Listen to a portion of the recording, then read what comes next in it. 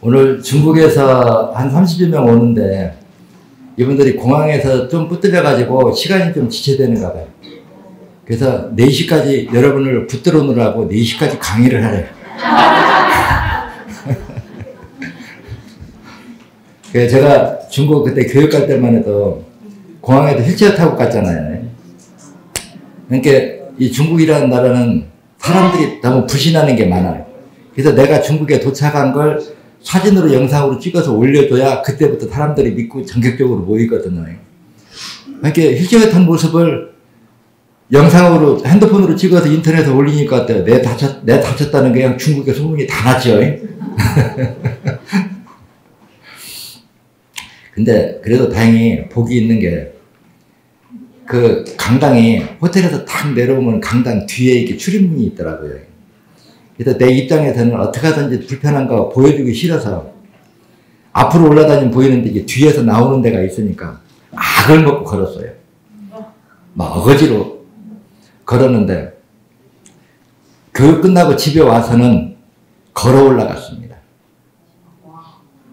불편하지만 오늘 여기 3층에 지팡이 없이 뒷짐 딱 지고 계단 딱 걸어서 여기 올라오잖아요.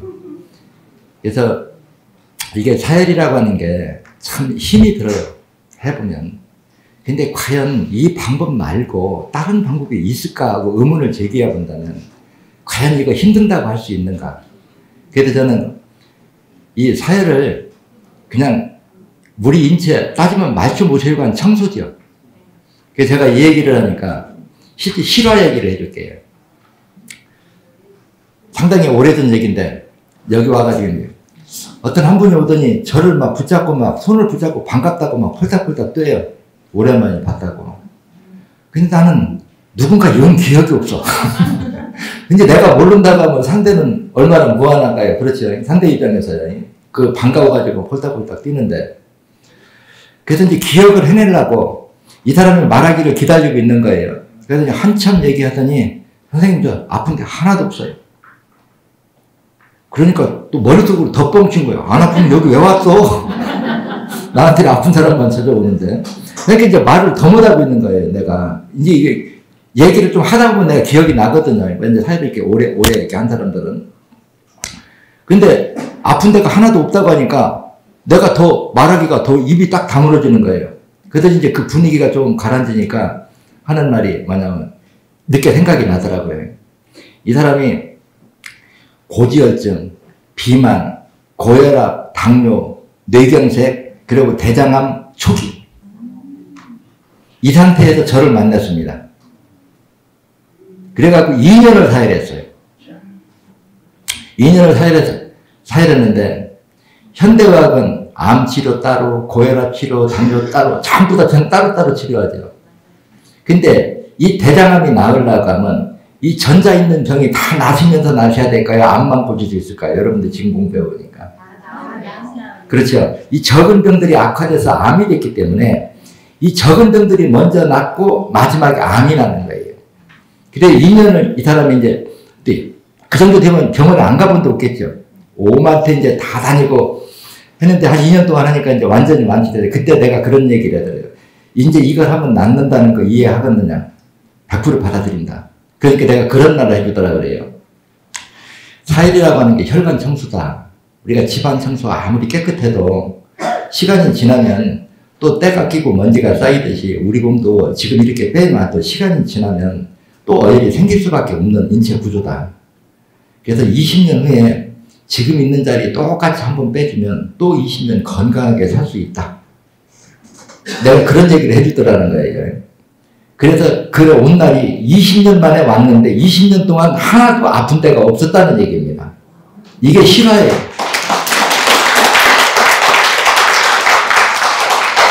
그러면 이러한 치료 변화는 과연 어떻게 해야만 이런 치료 변화가 일어날까? 우리 인류 역사가 몇백 년이 됐고 우리 한국의 나이만 해도 5,000살이 넘잖아요. 국가를 보면. 그래도 국민 개개인이 보면 100살 넘기는 사람 별로 없어요.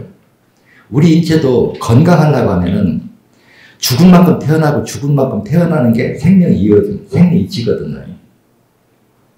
그래서 이런 체로 변화가 일어나가면 내 몸에 병들고 노후세포는 떨어져 나가고 그 빈자리를 새로 분열된 건강한 자식세포가 대신하게 하는 기능이 살아나야 약을 먹지 않아도 정상을 유지해야 돼요. 이 말을 요약하면 세포 분열을 통하지 않고는 재생복원이 불가능하다는 얘기예요. 그런데 이런 재생복원을 통해서 우리가 웬만큼 망가져도 치료하는 능력이 우리 인간이나 동물이나 저런 나무들이나 이 한 생에서 만들어졌을 거냐. 하나의 작은 미생물서부터 수억 년 동안 진화 과정을 통해서 그 습득된 치유 능력일 거냐. 여러분들 이렇게 물어보면 어떻게 답변해요? 내가 안 가르쳐줘도. 오랜 세월 진화 과정에서 스스로 세포 분열을 통해서 복원하는 기능을 가지고 태어났다는 거예요. 그래서 이 몇억 년 동안 스스로 세포 분열을 통해서 치유하는 이 능력 가지고 있는 걸 인간의 머리로 따라갈 수 있냐는 거예요. 그래서 치료라고 하는 건 사람이 하는 게 아니라 내 몸 스스로 태어날 때부터 그런 기능을 가지고 있는데 그런 기능을 할 수 있게끔 환경을 조성해 주는 게 사람이 해주는 데가 한계점이라는 거예요. 그래서 세포가 분열할 수 있는 환경 조성, 제가 용어를 이렇게 쓰거든요. 그게 뭐냐? 영양 공급과 산소 공급이라는 얘기예요. 그래서 여러분들이 이제 이런 생각들을 좀 이제 확대해 나가면 우리 인체 세포 가지수가 숲의 나무 종류만큼 다양하다고 그랬어요. 예를 들어서 혈관세포, 근육세포, 간세포, 신경선 피복세포, 신경선세포, 뇌세포 전부 다 이제 종류가 다양한데 이런 생명체들이 다 살아있는 생명체일까요? 죽은 걸까요? 살아있는 생명체는 영원히 살까요? 일정 수명이 있을까요? 일정 수명이 있어요. 그렇죠? 살아있는 생명체는 먹지 않고 살 수 있는 생명체가 있다 없다? 없죠. 근데 그 먹이는 영양분을 가지수로 따지면 1000가지, 2000가지가 될 수 있는데 혈액을 통해서만 공급된다. 아니라고 아무도 부정 못하잖아요. 그래서 인체 어느 종류에 관계없이 살아있는 생명체는 세포가 분열할 수 있는 환경 조성, 즉 영양 공급과 산소 공급을 해주면 세포 분열을 통해서 복원하는 기능은 다 가지고 있다는 거예요. 이게 내가 주장하는 핵심 포인트거든요. 근데 혈관이 막힌 것도 그대로 놔두고 아마 현대학자들한테 혈관이 막혀서 피가 못 돌아도 영양 공급이 될까요? 하고 묻는다면 돼요. 안 돼. 근데 왜 안 돌아? 혈액 속의 지방 단백질이 중산과 화학 반응이 돼서 응고된 게 혈전 어혈이지요 하면 아니라고 부정할까요? 응고된 게 혈관을 막으면 피가 돌까요? 아니면 당연히 못 돈다고 그래. 근데 어떤 사람은 8, 90년이 살아도 건강하게 살고 어떤 사람은 20대 10살에도 또 병골이 돼. 이런 사람들은 빼보면 여러분들 어린애들이라고 어이없던가요? 엄청 많죠. 이게 태어날 때부터 부모한테 탁혈을 받을 수도 있고 어려서부터 장기가 제 기능을 못할 수 있고 이러기 때문에 나이와 상관없이 혈액 속의 지방 단백질이 응고되는 건 누구도 장담을 못해요. 그래서 내가 중금속을 마셔도 타박상을 입어도 스트레스를 받아도 어혈이 생기는데 이건 일상적인 거고 질병을 일으킬 만큼 많은 양의 어혈이 생기는 건 간 기능이 떨어진 게 결정적이다. 그래 간 기능이 떨어진 사람은 얼굴에 여드름이 많다. 눈, 입술, 손바닥 안쪽에 검푸르다. 여자는 생리혈이 검다. 피부에 검은 반점이 많다. 여드름이 많다. 이건 전부 간 기능이 떨어지고 배가 나오면 다 간 기능이 떨어진 합병증이다. 이렇게 얘기한단 말이에요. 그러면 이 말을 이렇게 진단했다면 간 기능이 회복되면 이 검버섯, 여드름이 없어져야 될까요? 안 없어져야 될까요? 없어져야 돼요. 없어져야 돼요. 이게 생리치라고 하는 이 진단시각 자체가 제가 이렇게 의문을 가진 게 그거였거든요. 옛날에 어렸을 때 제가 사춘기 때 보면 주변에 여드름이 나가지고 여드름 이렇게 꽉 눌러보면 막 피처럼 막 꼬글꼬글하게 올라오잖아요. 이게 참 사춘기 때 여자도 그렇지만 남자도 스트레스 많이 받습니다. 근데 어떤 애는 같은 나이가 되면 여드름 안 나요. 근데 어떤 사람은 여드름이 많아가지고 아주 고생을 많이 하거든요. 지금도 똑같아요. 그래서 처음에는 모두가 사춘기 때 다 여드름이 나니까 이건 아직 인간의 진화 과정에서 여기까지 못 온 거 아닙니까? 이런 생각을 가졌어요. 그랬는데 또 다른 생각을 해보니까 그럼 안 나는 사람은? 이런 의문이 드는 거예요. 여드름이 안 나는 사람은 어떻게 해석할 거냐? 그래서 이걸 풀어봤더니 우리가 사춘기 때라고 하는 걸 어떻게 이해하면 되냐고 하면 우리 인체 체세포 개체수가 이제 가상체계 저는 많다고 정확한 숫자는 아무도 모릅니다. 제가 30년 전에 책을 쓸 때만 해도 우리 인체 체세포 개체수가 7조 마리에서 8조 마리 언급했어요. 학자들이. 근데 지금 30년 지나니까 지금 120조 마리를 언급해요. 현대 학자들이. 그럼 이거 200조가 될지 1000조가 될지는 아무도 몰라요. 그냥 많다 이렇게 얘기하면 돼요. 그러면 이제 우리가 우리 인체를 바라보는 각도는 어떻게 이해하면 되느냐. 어린아이로 태어나서 120조 마리의 세포 분열이 다 정상, 인체의 정상 설계되는 대로 세포 분열이 다 끝났을 때가 14, 5세 때라. 이때가 어때요? 사춘기 때죠. 이때가 세포 분열이 가장 왕성할 때입니다. 세포가 분열하기 위해서는 반드시 영양분을 소화시켜야 되고, 영양분을 소화시킨 때는 불완전 연소 물질이 많이 나올 수밖에 없어요. 그래서 영양 칼로리가 높은 음식일수록 강산이 나오고, 영양 칼로리가 낮은 것으로, 그럼 기름진 음식을 많이 먹을수록 여드름이 더 많이 난다. 맞아요? 틀려요? 맞죠? 근데 이렇게 세포가 왕성하게 분열할 때 그 중산을 간이 말끔하게 여과를 해주면 여드름이 안 나고, 이 간 기능이 떨어진 사람이 여드름이 난다. 이런 답이 나오는 거예요. 맞죠? 세포 분열이 120조 마리의 왕성한이 다 끝났을 때가 14, 5세 때, 이때가 사춘기 때다. 사춘기 시기라는 거예요. 그럼 이 생각이 맞으면, 이거 간 기능을 회복시키면 여드름이 안 나야 돼. 맞죠? 생각을 키워나가는 게. 그러면 이제 실험을 해봐야 돼요. 8번을 빼니까 나도 여드름이 안 나요. 여드름이 얼굴만 날까요? 몸 전신에 어디에도 날 수 있을까요? 전신 어디에도 나요. 해보면 여기 현 이름이 뭐예요? 닭살혈이죠? 왜 닭살혈을 줬을까요? 제가 옛날에 치료할 때 여기 여드름도 많이 나지만 여드름하고 닭살하고 막 우두드라니 겹쳐있는 사람이 대부분 간 기능이 떨어진 사람이더라고요. 그래서 이 정도 여드름 피부가 여드름이 몸에 바글바글하고 요즘 여러분들 TV 보면 서양 여자들 어때요? 나이가 어려도 막 검버섯이 막 저손톱 같은 거예요. 까만데 다 붙어있죠. 서양 사람들하고 동양 사람들하고 차이가 뭘 것 같아요? 서양 사람들은 육식을 많이 합니다. 거기다 포화지방을 많이 먹고요. 이런 것들이 제가 이렇게 어렸을 적에 어떻게 일찌감치 이제 외국에 나갈 일이 있어서 해수욕장에 이렇게 가봤는데 여자들이 히프가 이만해요. 해수욕장에서 보면 수영복을 입었는데 수영복이 안 보여. 산속에 다 숨어가지고. 근데 우리가 좀 부끄러워서 그거 입고 나오도 못할 건데 걔네들은 그거 입고 당하고 물속에 또 풍덩 뛰어들어가면 체지방이 많으니까 가라앉지도 않아요. 돌 앉아도 그냥 흰바. 제가 어렸을 적에 그거 바라보면 이상한 생각 했거죠. 근데 그때는 그걸 몰랐어요. 제가 그게 왜 소기름 덩어리라고 그러잖아요. 근데 얘네들이 보면은 한 15살 요 정도 먹을 때까지는 피부가 생김새나마나 밥이 인형처럼 곱습니다. 근데 얘네들이 23살, 30살만 되면 피부가 그냥 검은 딱지가 바글바글해요. 그래, 그때는 그걸 눈으로만 봤지. 왜 그런가를 몰랐어요.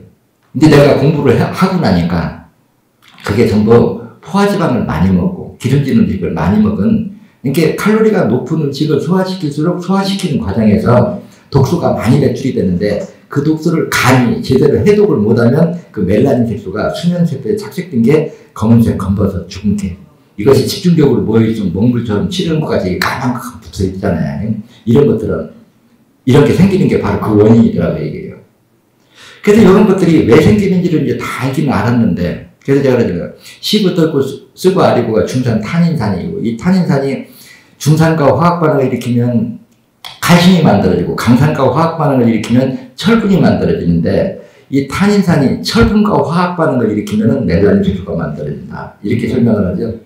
유튜브에 보고 여러분들이 강의할 때 보면 화학 반응이에요. 그래 간 기능이 떨어져서 탄닌산 수치가 혈액 속에 이렇게 높아지고, 탄닌산 수치가 높아지면 철분 수치는 어떻게 될까요?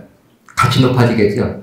그래서 탄닌산과 철분과 화학 반응을 일으키면 멜라닌 색소가 비정상적으로 과다하게 만들어지는 거예요. 거기다가 상도가 높아지면 세포들은 어때요? 과민 반응을 하죠.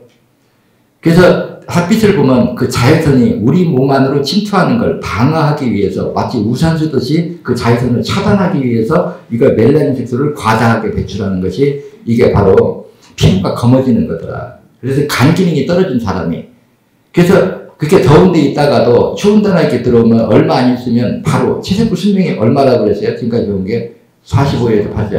길어도 3개월 이내에 검은 사람이 햇빛을 안 보면 휘어져야 됩니다. 정상이라면.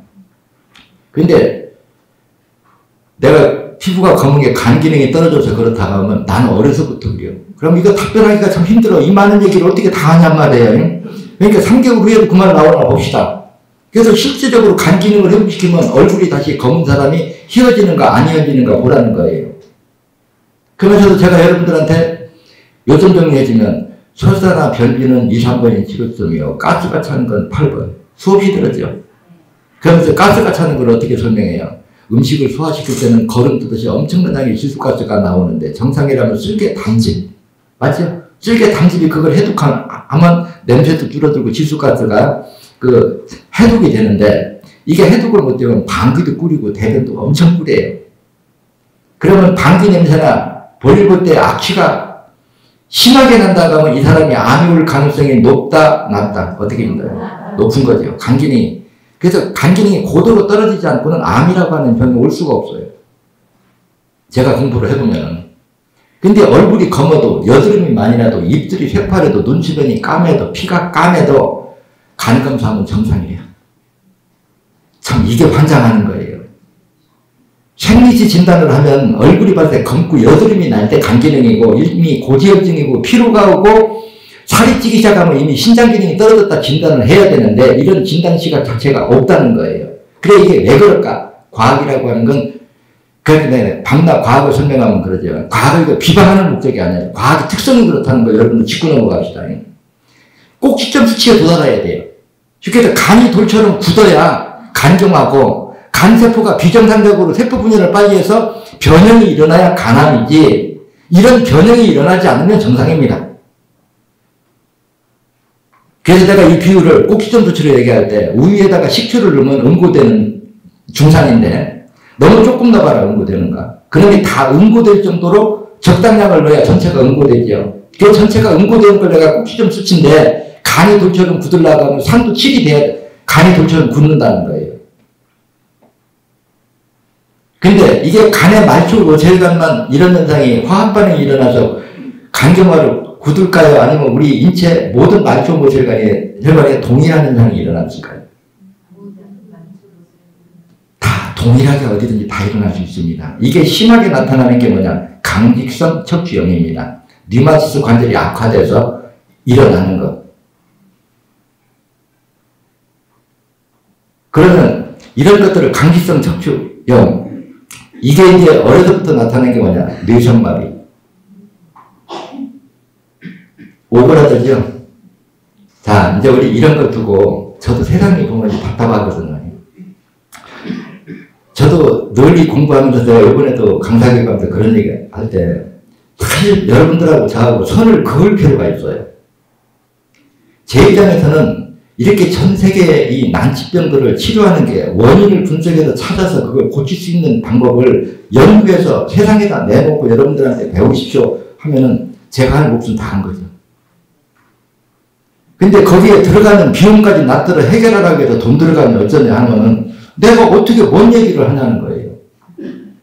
제가 TV를 보면은 뇌성마비 환자 오그라들어서 평생 부모가 뒤지락거리 하고 누워가지고 입만 살아가지고 저 하는 거 보면 저거 어려서 저거 하면 저거 좋아질 100%는 안 해도 90% 이상 좋아질 가능성이 얼마든지 있는데 또 자퇴하는 애들이 부모한테 사고치고 부모 때려 죽이고 엉뚱한 짓 하는 거 저거 어려서만 하면 얼마든지 좋아질 수 있는데 마음이 간절해요.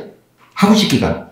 그런데 그거를 내가 데려다 치료해주면 무면을 의료행위라고 할 거고 그 비용 낫대로 감당하라고 하면 몇 명이야 하겠죠. 그럼 이런 일 누가 해야 될까요? 국가에서 해야 돼요. 아니면 의료보험공단에서 해야 돼요.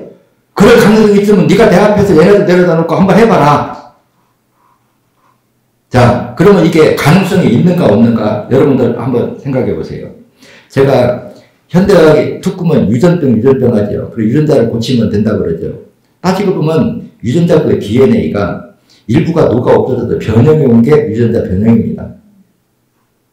심지어 생리학을 기준하면 유전자 변이가 왜 왔을까? 산의 화학 반응이 녹였다 이렇게 진단합니다. 그래서 제가 증거로 어머니도 자연유산을 아주 잘해요. 전 그냥 자연유산이잖아요. 애가 크다가 잘 되고 그래 큰근히 딸을 낳는데 그 딸도 똑같아. 근데 그 딸도 똑같아 들어보니까 할머니, 어머니, 손주가 다 자연유산이 잘 돼요. 그래 보니까 특정 유전자가 변형이 왔다. 이게 현대과학 사고예요. 그러니까 이제 가족계에 이게 있느냐. 근데 이렇게 3대가 내리 자연유산을 잘하는 사람을 과연 29, 51, 14, 8번을 빼준 거 임신하면 유산이 될 거냐 안 될 거냐. 안 돼요. 그럼 이거 유전이라고 할 수 있을까요? 지금 가을이 되니까 단풍이 우수수 떨어졌어요. 저게 바람이 뗐을까요? 지 스스로 뗐을까요? 지 스스로 떨어진 거죠. 그러면 저놈들이 이파리를 왜 뗐을까요? 겨울 되니까 영양보급을 받을 수가 없어. 그래서 식구가 많으면 생명이 유지가 안 되고 영양보급은 받을 수가 없단 말이에요. 날씨가 추면 미생물의 활동이 둔화되고 유기질이 배설이 안 되니까 미생물의 배설물이 생성이 안 되니까 영양보급을 받을 수 없으니까 스스로 인구수를 줄이려고 뛴 거예요. 그럼 우리가 자연유산 된 게 충격에 의해서 떨어졌거든요. 이놈한테 내 피를 다 가져가면 산모 내가 생명이 유지, 내 영양분을 피를 다 가져가 버리면 산모 본체의 생명을 유지하기 어려우니까 텐줄을 스스로 끊었거든요. 거예요. 스스로 끊었죠. 제가 주장하는 게. 이게 생리 이치입니다. 그러면 왜 스스로 끊었느냐? 왜 이렇게 들어가야 돼요? 왜? 영양 공급이 적어서. 영양 공급을 왜 적었느냐? 혈관이 막힐 만큼 줄었다. 그래 그 자리가 어디냐? 51번, 29, 14번이라는 거예요. 그럼 여기를 빼줘서 어역에 빠져나온 만큼 핏길이 열렸고 핏길이 열린 만큼 혈액 공급량이 늘어났으면 자궁세포가 탯줄을 끊어야 될 필요성은 없죠. 식물이 영양 공급이 이루어지면 이파리를 영원히 떨구지 않듯이 우리 몸도 자연현상이랑 똑같다는 거예요. 그래서 세포 분열론도 제가 나무나 이런 것도 비유하죠. 제가 올해 집 앞에다가 능수화를 심었는데 꽃이 너무 이뻐요. 2년 만에 확 커가지고 능수화 꽃이 이쁘더라고요. 그 요놈을 전장가위로 잘라가지고 묻었더니 불과 2달 있으니까 싹이 올라와요. 이제 내가 잘릴 적에는 뿌리가 있었을까요? 없었을까요? 그냥 갖다 놓고 물 주니까 물에 데인데는 뿌리가 다 나와. 그러면 줄기세포는 가지를 내가 자를 때는 줄기세포였죠. 근데 그놈이 습기가 있는 데 갖다 대니까 줄기세포가 분열할 때는 뿌리세포로 분열을 하는 거예요.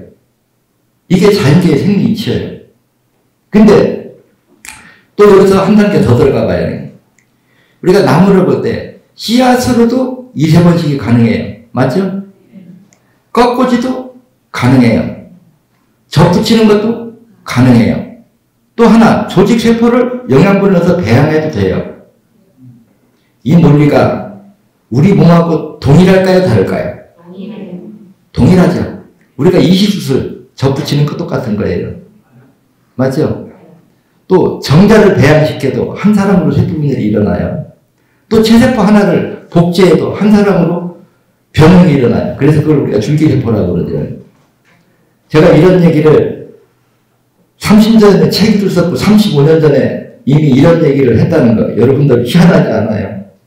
그래서 식물이나 인간이나 동일하더라. 그리고 여기다 깊이 있게 들어가 보니까 이치까지 동일해요. 그래서 제가 개 비유를 잘하고 식물의 비유를 잘하잖아요. 개를 집에다가 암개를 딱 묶고 나는데 언제 보니까 숫개가 막 10리, 20리 밖에서 왔어. 어떻게 알고 왔을까요? 내 생리를 냄새 맡고 왔죠. 그러면 사람하고 개하고 원리가 다를까요? 같을까요? 같아요. 그러면 우리는 이렇게 동물이에요. 그러면 식물이 꽃나무가 꿀을 내는 게 목적이 뭘까요? 벌 먹고 살으라고 낼까요? 술꽃가루를 불러들이기 위해서, 곤충을 불러들이기 위해서 만든 건가요? 네. 꿀의 그 향으로 곤충을 불러들여서 이세를 번식시키기 위해서는. 그래서 이걸 하나하나 양쪽에 따져보니까 이게 식물이나 동물이나 곤충이나 우리 인간이나 삶의 이치가 동일하다는 거예요. 그래서 이게 유전자 하나 있게 보면 내가 아까도 얘기하는 게 다수와 소수가 싸우면 누가 이기겠느냐. 항상 다수가 이겨요. 우리 몸에 정상적 유전자와 변형된 유전자가 어떻게 다수일까요?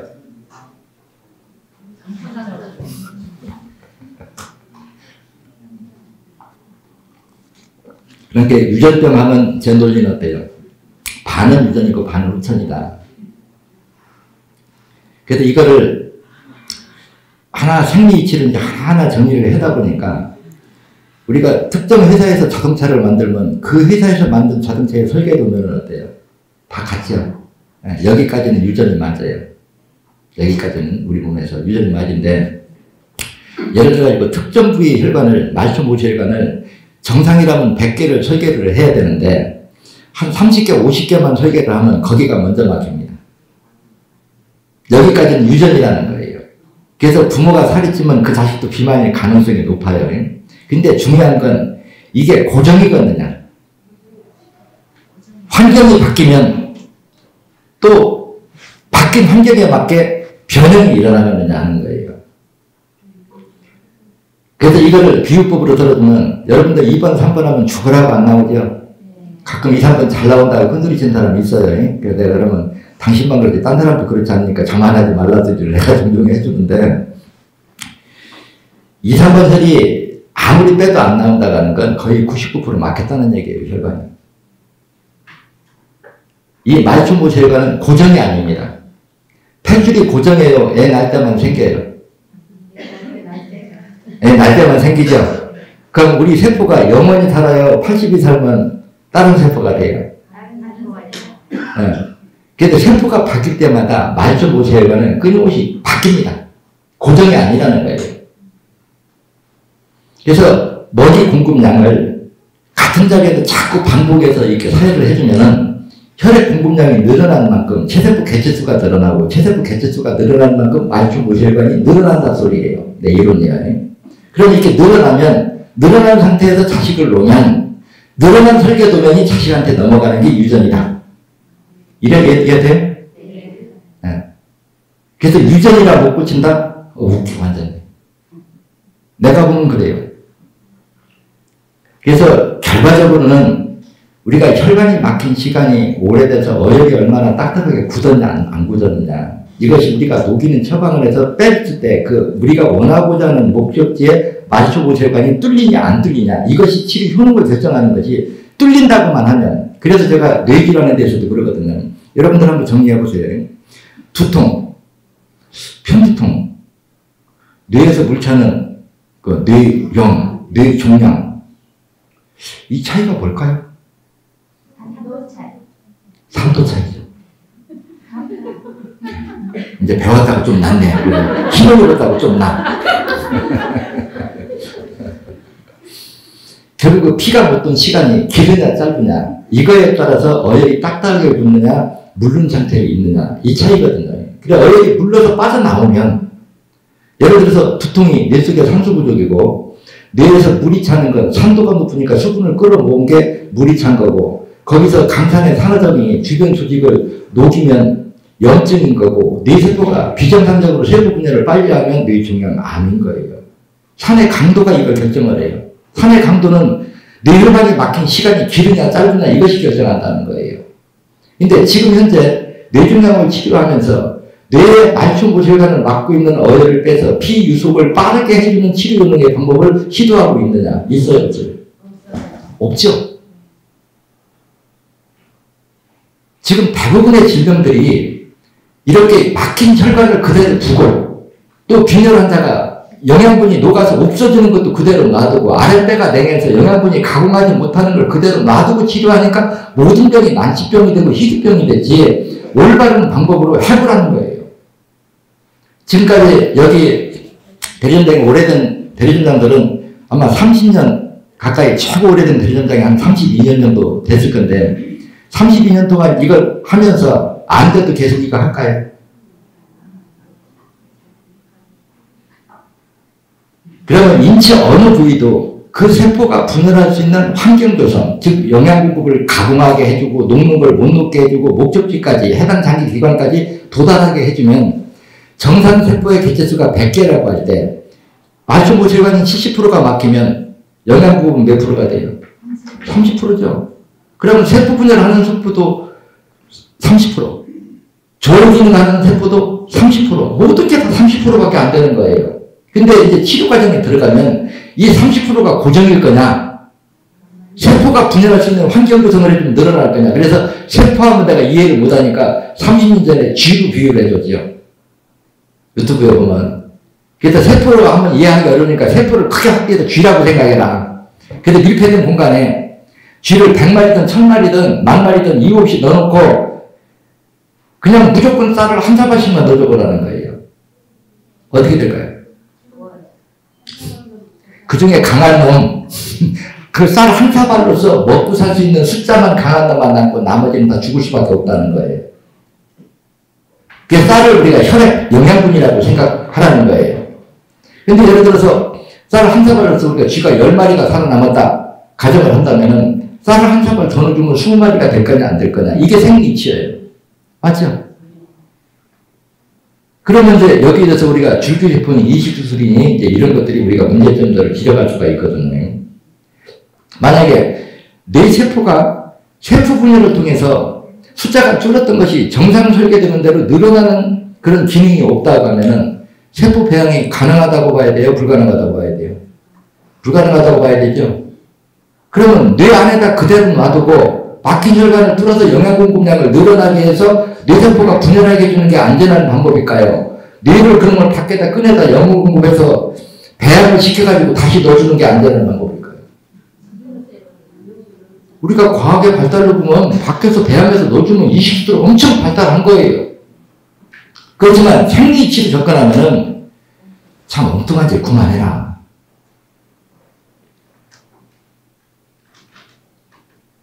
근데 이제 이런 것들이 우리가 뇌만 해당이 될 거냐, 인체 각 모든 조직기관이 다 그럴 거냐, 다 해당이 되죠.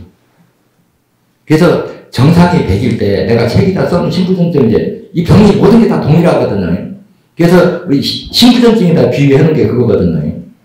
신부전증에다가 비유하는 게 신장의 사구체 세포가 우리가 100일 때 70%가 없어지면 신부전증 진단이 나온다는 거예요. 그럼 신장의 사구체 세포가 지금 30%가 남아있어.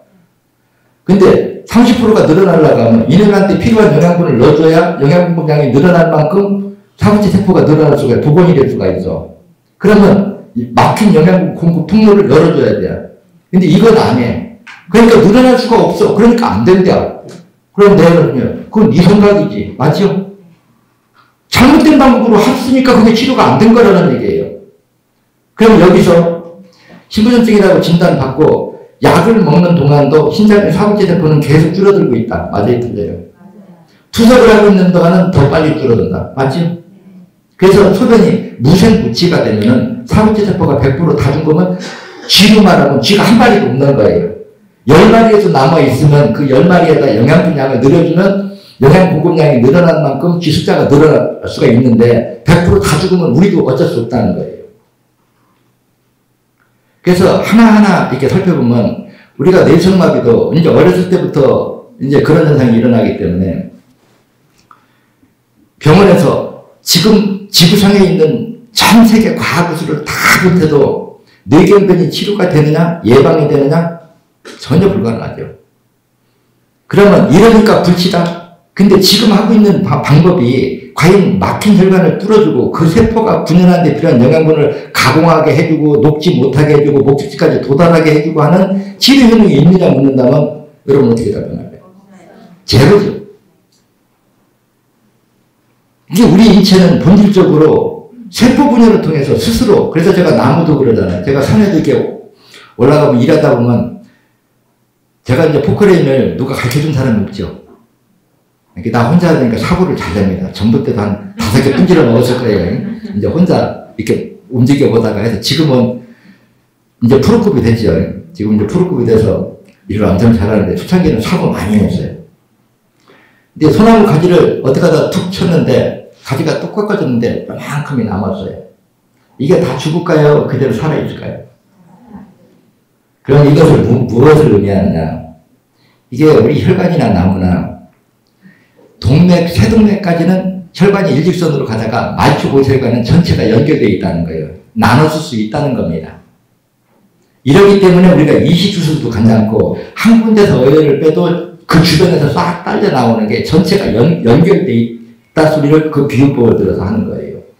나무를 꺾어 놓으면 어때요? 수관, 영양분 통로가 많이 차단되죠. 그래도 안 죽잖아요. 그럼 어떠냐? 기존에 끊어지지 않은 데서 나눠주는 역할이 양은 부족하죠. 성장은 못해도 생명이 유지할 정도는 살고 있더라는 거예요. 제가 그런 거 배우는 거 이런 자연을 보고 배워요. 아, 이게 원리가 이런 거구나. 제가 비리고 양치질하는 것도 우연하게 알았다고 그러잖아요. 비리에게 가끔 강의 때 얘기하잖아요. 걔가 그냥 비리가 올라가고 털이 다 빠져. 근데 그 병의 원인을 보니까 그 비리 기생충이 그 털에 목은 뿌리를 갖다 갈려 먹어서 뿌리가 녹아서 털이 다 빠진단 말이에요. 그럼 뻘건해가지고 있으면 징그러워서 바라보기도 힘들거든요. 옛날에 어려서 그런 걸 많이 봤어요. 근데 어떻게 보니까 방앗간에 가서 그 경욱이 옛날에 통통 부리는 그 방앗 거기서 폐유를 갖다가 막 개에다가 그냥 콕 덮어놨어요. 이놈이 가려우니까 막 기둥이고 돌이고 문대가지고 그냥 폐유가 여기저기 다 묻어 있어요. 기름 냄새 얼마나 날까요? 그런데 그거하고 이동하다 보니까 그놈이 멀쩡하니 나섰어. 이거 위생적으로 보면 피부병이 더 심해져야 되는데 결과를 보면 나섰단 말이에요. 이게 도대체 왜 났을까? 근데 그때는 공부를 안 할 때예요. 왜냐면 봐서 기억만 있어요. 근데 산에 들어가서 가만히 이치를 생각하니까 아 맞아. 살아있는 생명체는 숨을 못 쉬면 죽어. 그 작은 생명체가 기름으로 홀딱 감싸놓으니까 공기가 산소 공급이 될까요? 안 되죠. 아, 요거 숨을 못 쉬어도 죽인 거야. 그러면 위생적으로 그 폐유를 줄 게 없어. 식용유도 다 역할은 똑같지. 근데 마침 또 개를 먹이는데 비리가 올랐더라고요. 그러니까 이제 잘 됐다. 기다리고 있는 거예요. 좀 안 됐지만 좀 악화될 때까지 기다리고 있어야죠. 그래 실험을 하니까. 그래서 손바닥만하게 이 비리가 커졌을 때 식용유 갖다 손으로 찍어가지고 잔뜩 막 흠뻑지게 해놨어요. 좀 있으니까 딱 치유가 됐어요. 아, 이게 숨을 못 쉬게 막는 거다. 그래서 치주의 열증, 치과에 가서 아무리 치료해도 염증이 치료가 안 되는 사람들, 식용유에다가 간은 소금 넣어가지고 양치해보라는 거예요. 염증이 치료가 되는가 안 되는가.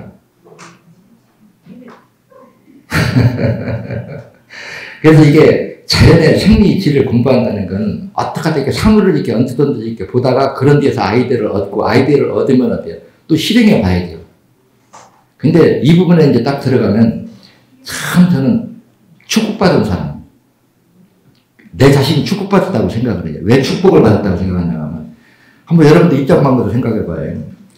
아, 지금 나 신부전증이라고 하는데 병원에도 치료 못 한다는데 그래서 여기 찾아왔어요. 근데 내가 그거 한 번도 치료 안 해봤는데요. 요렇게 하면 나을 것 같은데 한번 해볼랍니까? 근데 한번 처방 봤는데 200에서 500인데 이거 1년 6개월, 2년까지 먹어야 되는데 할란가요? 물어보면 여러분 한다고 답변하겠어요?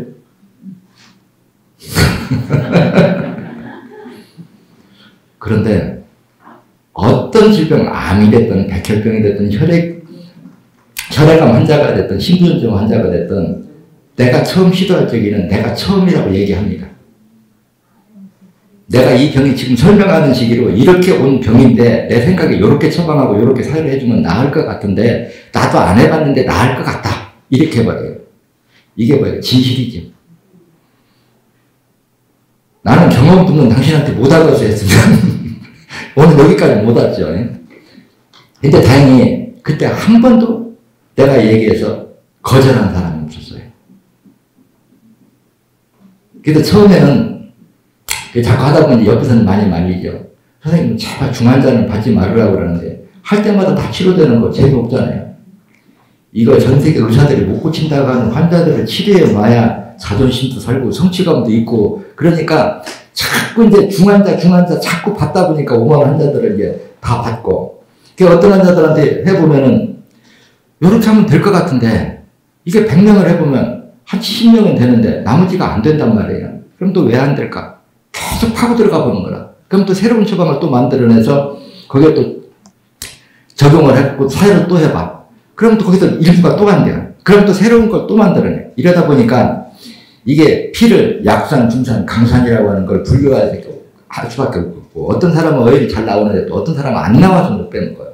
이게 왜 그럴까 하고 또 살펴봤더니 이 혈관을 막고 있는 어혈도 단순 혈액 속의 지방 단백질만 약간 응고된 걸 우리가 단순 어혈이라고 해요. 이거는 침으로 찌르고 웬만큼 땡기면 딸려 나와. 근데 섬유질화된 거나 담숙화된 건 안 나옵니다. 그러면 어혈이 섬유질화 됐으면 이것이 왜 섬유질화 됐는가, 어떤 물질의 화학 반응에 의해서 어혈이 이렇게 변했을까를 모르면 그 녹이는 처방을 어떻게 알겠냐고 얘기해요. 여기다가 사회를 계속 했는데 끝이 안 나. 이제 그분 지금도 살아있어서 내가 얘기 못해요. 지금도 살아있을 거예요. 근데 그냥 이름은 얘기 안 하니까 뭐 내가 얘기하는 다 실화를 갖다 얘기해야 되니까 너무 아프니까 병원에 갔더니 고추를 떼가지고 조직 검사를 하더라는 거야. 근데 아무 이상이 없는데 자기는 아파 죽겠대. 근데 사혈을 하면은 하루는 괜찮은데 하루만 지나면 또 통증이 온다고. 그래서 맨날 빼면 괜찮고 안 빼면 또 아프다고. 그래서 이렇게 계속 빼면 피부적에 오는 합병증 때문에 안 된다. 근데 자기는 합병증보다 지금 당장 죽겠으니까 지금 고통 연해야 되니까 빼달래요. 그래서 매일 뺐어요. 나도 피부적이 올까 두려울까요? 안 두려울까요? 두렵죠. 그렇게 하다 보니까 이게 피가 어떻게 만들어질까? 이 연구를 안 할 수가 없어요. 그렇죠? 빼다 보니까 이제 피부적을 아는 게 만들어야 되니까. 근데 이게 원리를 알고 보니까 현대의학은 왜 함정에 빠졌느냐? 자꾸 혈액을 특정한 장기 기관에서 만든다고 답을 정해놓고 찾아 들어가니까 정답은 못 찾은 거예요. 그러니까 처음에는 어때요? 피 색깔이 간하고 비슷하거든. 그러니까 혈액은 간에서 만들어내는 거야 하고 한 학자가 발표를 하면 전 세계가 거기다가 다 글로 줄 서서 가요. 근데 이 학설이 한 10년쯤 지나니까 아니야. 혈액은 간이 만들어내는 거니까 심장과 신장에서 만들어내는 거야. 이 학설도 그 10년 갔습니다. 또 10년쯤 지나니까 아니야. 혈액은 골수에서 조혈구 세포가 만들어내는 거야. 그것도 이 학설도 한 10년 가니까 지금 뭐라 그래요? 혈관도 장기다 그래요. 그럼 어느 학설이 맞은 거예요? 기존에 건강을 기준점으로 보이는 그 학설이 다 오답했다는 얘기죠. 과학의 발전이 아니라 첫 단추부터 잘못했다는 얘기예요. 정확히 직설적으로 얘기하면은요. 근데 신천생리학은 처음부터 혈액을 어떻게 얘기해요? 피 속의 모든 성분은 세포들이 먹이라고 해도 맞고 배설물이라고 해도 맞다. 인체의 다양한 세포들이 다양한 자기가 필요한 다양한 영양분을 먹고 소화시킨 배설물이 총체적으로 혼합된 게 혈액이다. 이 얘기는 혈액은 특정한 장기 집단이 만드는 게 아니고 전체 세포가 자기가 먹고 소화시킨 성분이 섞여 있다. 근데 이것도 분류를 해주면 사람도 음식을 먹으면 대변도 보고 소변을 보는데 대변에 해당하는 게 빨간 피가 도는 거고 소변에 해당하는 게 쉽게 해서 임파구를 통해서 소변줄기로 신장을 통해서 연결되어 있다. 이렇게 분류를 한단 말이에요. 근데 현대학은 아직도 지금 나하고 애매한 부분이 있어요. 현대학은 지금도 신장에서 사구체 세포가 소변을 걸러낸다고 알고 있어요. 그러니까 빨간 혈액 속에서 소변을 걸러내느냐. 내 이론은 120조 말해야 되는 세포가 처음부터 혈액을 먹었을 때 소화시킨 배설물이 소변과 대변으로 분리된다는 걸 얘기해줘요. 그래서 그 소변으로 분리된 게 쉽게 얘기하면 지금 현대학의 임파구라고 하는 이 통로가 신장과 연결되어 있다는 거예요. 이건 아직 학자들이 누구도 얘기 안 합니다. 근데 나는 이거를 내가 눈으로 볼 수 있을까요? 다 못 봐요. 근데 생리치료 인체 구조를 계속 파고 들어가면 이런 구조가 돼야만이 생명이 끊치지 않고 연속으로 이해가 될 수가 있어요. 이런 식으로 정리를 해야. 그래서 현대 의사들이 왜 이게 당연하게 있는 거를 아직 이렇게 뚜렷하게 언급이 안 될까 하고 따져봤더니 원인은 간단하더라. 혈관을 분포도를 찾을 때 어떻게 찾느냐. 혈관에다가 굳는 물질을 넣든가 조영제를 넣어서 빛을 반사해서 나오잖아요. 그러면 이 빨간 피가 도는 데까지만 이 조영제나 굳는 성분이 들어가지 그 혈관 밖에 소변 통로는 안 들어갑니다. 이런 조영제가. 그러니까 눈으로 볼 수가 없는 거예요. 이게 이제 눈으로, 과학이라고 하는 건 눈으로 보이는 것만 인정하려고 들어가는 거고, 나처럼 체세포가 청년기에 알을 놓고 알이 부화된 게 정자다. 이 얘기 전 세계에 있었대요. 내가 최초로 하죠. 체세포가 알을 놓고. 그래서 내가 송화가루도 얘기해요. 송화가루가 왜 저렇게 많으냐. 사람도 각자 자기 이세를 남기고 싶어 하지, 남의 이세 남기는 거 관심 없듯이, 우리 인체 세포들도 자기 이세를 남기고 싶어 하는 거지, 남의 자식 낳든 말든 상관없다는 거예요. 이게 자연계의 생명의 본능이라는 거예요. 각자 자기 자식을 놀라고 보니까 120조 마리나 되는 세포들이 청년기에 알을 놓고 그 알이 혈관을 타고 내려와서 낭심해서 부화된 것이 정자더라. 그래, 이런 논리를 왜 성립이 됐느냐가 하면, 이제 우스갯소리로 여러분들 나이가 들었으니까, 그냥 쉽게 얘기합시다. 공부니까요. 옛날부터 어른들이 뭐라고 하는 거니? 여름 되면 소불알 서리듯이 쭉 늘어지고, 겨울에 추면 불알이 바짝 올라오는다는 얘기 많이 하죠. 근데 어렸을 적에는 그 말을 그냥 들었어요. 근데 이치 공부를 하니까, 실제 왜 그 낭심이 추면 올라붙고 더우면 늘어질까 하고 따져봤더니, 부하의 온도를 맞추는 기능이 성립되더라는 거예요. 그래서 기온이 비정상적으로 올라가면 온도를 떨어뜨리기 위해서 우리가 계란도 적정 온도가 유지가 돼야 잘 부화가 되듯이 이 정자도 정상적으로 건강한 정자가 부화가 될, 아래에서 부화가 되려고 하면은 적정 온도가 유지가 돼야 돼요. 그래서 날씨가 더우면 온도를 떨어뜨리기 위해서 몸 바깥으로 흘러나오고, 날씨가 추우면 온도 유지를 위해서 몸 안으로 들어가고, 이게 낭심의 생리 원리더라는 거예요.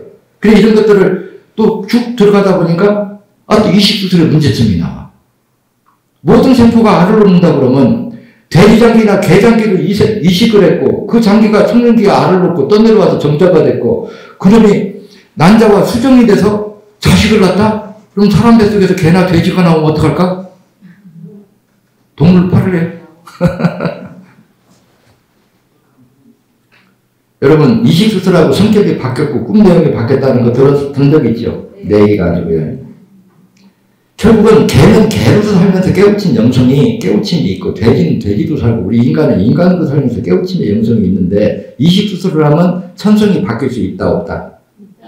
있죠. 그래서 이 생각이라고 하는 자연의 생리이치를 끊임없이 이렇게 파고 들어가면은 그게 계속 줄기처럼 이렇게 파고 들어가져요. 그래서 어려서도 제가 자폐 하나, 아니면 소아당뇨, 소아백혈병, 소아아토피. 지난번 모임할 적에도 걔 오늘 안 하는가 모르겠네. 9살 먹으니. 와가지고 9살 먹은 놈 나한테 그래요. 선생님 저도 제자니까 저하고 사진 한번 찍어야 돼요. 9살. 9살 먹은 게 내 제자래요. 내 공부 배운다고. 그 분명히 사연이 있는 거죠. 지난번 모임 때 실화에 얘기했어요. 그래도 그때는 시간이 없어서 못 물어봤어요. 그런데 그 이튿날 남아가지고 좀 물어본다고 왔더라고요. 그래, 내용을 알고 왔더니 얘가 아토피로 그렇게 고생을 했는 거예요. 애들 아토피 엄청 고통스럽거든. 그거 그렇죠. 가렵고 알레르기 현상이 일어나고. 근데 아빠가 이걸 배워서 고쳐준 거예요. 아빠가 전문 의사도 아닌데 아마추어가 이걸 배워가지고 아들을 고쳐준, 아들이 나쁘다니까 나도 이걸 배우겠다는 거예요. 애들이, 어린애들이 이런 데 접근하고 할 때 다 이런 사연이 있어요. 저도 어떤 게 생각을 키워갈 때, 사람은 이게 끝이 어떤 수행이라고 하는 건 끝없는 의문이에요. 왜 그럴까? 왜 그럴까? 저도 이 뇌기능이라고 하는 거를 처음부터 이렇게 생각이 깊어진 건 아니었어요. 우연하게 환자를 치료하는데, 이게 정신질환자를 치료하다 보니까 그놈을 소개하는 놈은 다 정신질환자야. 생리통 환자를 치료해주면 다 생리통 환자만 소개하고, 요실금을 치료해주면 다 요실금 환자만 이게 집단적으로 몰려와요. 근데 공통점이 뭐냐? 이 정신질환자들 출신들이 대부분 강남 출신들이라는 거예요. 내가 경주 있을 때 직접 치료할 때. 부모의 기대는 엄청 기대가 높아. 공부를 잘하기로. 돈도 있고 경제력도 있고. 근데 자식은 그 공부를 못 따라가는 거예요. 그래서 대학교 한 번, 두 번, 세 번 떨어지면 이게 우울증이 돼가지고 병이 돼가지고 정신 이상자가 돼버리더라는 거야. 근데 육체적 질병은 고쳐줄 수 있겠는데, 이건 대학에 공부가 안 돼서 머리가 안 들어가서 떨어진 놈은 공부 머리가 돼야 근본 원인 치료가 된단 말이에요. 그래, 이런 환자들을 계속 만나다 보니까 머릿속으로, 공부 잘하는 사람 뇌와 못하는 사람 뇌의 차이점이 뭘까? 이게 이제 의문점이 들어가는 거예요. 근데 그걸 요점 정리 하다 보니까 뇌세포 분열 기능이 얼마나 왕성해서 뇌세포가 분열할 때 이때 정리하는 거예요. 공테이프가 만들어지고 과거의 기억이 너무 요 기능이 있더라는 거예요. 그래서 뇌세포 분열 기능이 왕성해야 공테이프가 만들어지니까 현재 접하는 내용이 공테이프에 입력이 되고 과거의 생각과 보태서 하나의 생각으로 정리가 되는데 뇌세포 분열 기능이 떨어져 버리면은 책장을 넘기면 과거권 다 잊어버리는 거예요. 이게 암기력이 떨어져 버리니까 공부가 안 되는 거라. 그럼 봐도 그럼 뇌세포 분열 기능을 활성화시켜주면 뭐냐 영양공부. 근데 영양공부 하니까 또 딱 부딪히는 게 있어. 뭐냐 뇌를 보니까 순두부같이 생겼어. 이 조직이 만들어지려고 하면 지방, 단백질, 당만 필요하지 다른 영양분이 필요한 게 아니야. 근데 혈액 속에는 1000가지, 2000가지 성분이 있단 말이에요. 그럼 이게 어떤 구조가 돼야 될까 하고 봤더니 빨간 피에서 지방, 단백질, 당만 빼서 그 뇌세포에 연결되는 작은 영양분 통로가 있더라는 거예요. 이게 액체 상태라야 뇌세포까지 전달이 돼요. 근데 액체 상태에서 지방, 단백질은 산과 화학 반응을 일으키면 어때요? 우유에다가 식초를 원고되듯이 원고돼 버리면 영양 공급이 안 되면 뇌세포 분열 기능이 떨어지는 게 이게 심하면 치매가 되고 기억력이고 공부도 안 되고 이런 현상이 일어나더라는 거예요. 그래요. 그럼 빨간 피가 도는 데까지는 이걸 혈전을 불리는 성분은 도달을 시키겠는데 거기까지 도달하려고 하면 다른 조직까지 녹아버리면 안 되잖아요. 요거를 분해를 안 시키고 요걸 녹이면 어떻게 하면 녹을까 하고 연구하다 보니까 그게 바로 청명이를 만들어낸 거예요. 그래서 이 사람의 생각이라고 하는 거는 끊임없이 어떤 우리가 눈에 보이는 건 결과인데 이 결과는 반드시 생리적 원인이 있다는 거예요. 그래서 원인 결과를 이거 두 개를 합들이고 수학의 공식처럼 앞뒤를 이렇게 맞춰보면은 내가 바라보는 진단 시각이 옳았나 그렇냐는 그냥 알아요. 근데 이거를 지금 과학의 눈으로 보면 현미경으로 본다고 보일까요? 여러분 생각해 보세요. 현미경이나 엑스레이로 보려고 하면 조영제를 넣으면 빨간 피가 도는 데까지만 조영제가 들어가지 그 바깥에는 들어갈 수가 없습니다. 그러면 그걸 언급하는 사람은 없는 거예요. 그럼 나는 현미경으로 째고 눈으로 봤을까요? 아니죠. 생리치적 우리 인체가 어떠한 생리 구조가 돼야만이 정상적인 기능을 할 수 있겠는가. 이래서 하나하나 따지다 보니까 우리 인체 생리 구조가 참 재밌게 만들고 너무 신기한 거예요. 그래서 지금 자동차나 모든 엔진의 이런 것도 생리치적으로 보면 인간의 오장육부에 흉내를 안 내면 연속적 생명 현상은 일어나지 않습니다. 컴퓨터도 인간의 뇌를 흉내를 내야 컴퓨터가 나오는 거고요. 그래서 이 자연적으로 자연이런 환경에서 살아남기 위해 영적인 그 진화 과정을 하나하나 이렇게 살펴보면 그냥 내 혼자 참 기가 막히다. 고개 끄덕끄덕 가고 있으면 머릿속에서는 수만 가지 우주를 떠올리고 있는 거죠.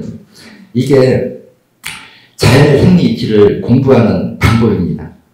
근데 여러분들은 어때요? 세속에서 먹고 살라고 이렇게 힘들면 모든 생각은 눈으로 보는 데서부터 출발하거든요. 맞죠?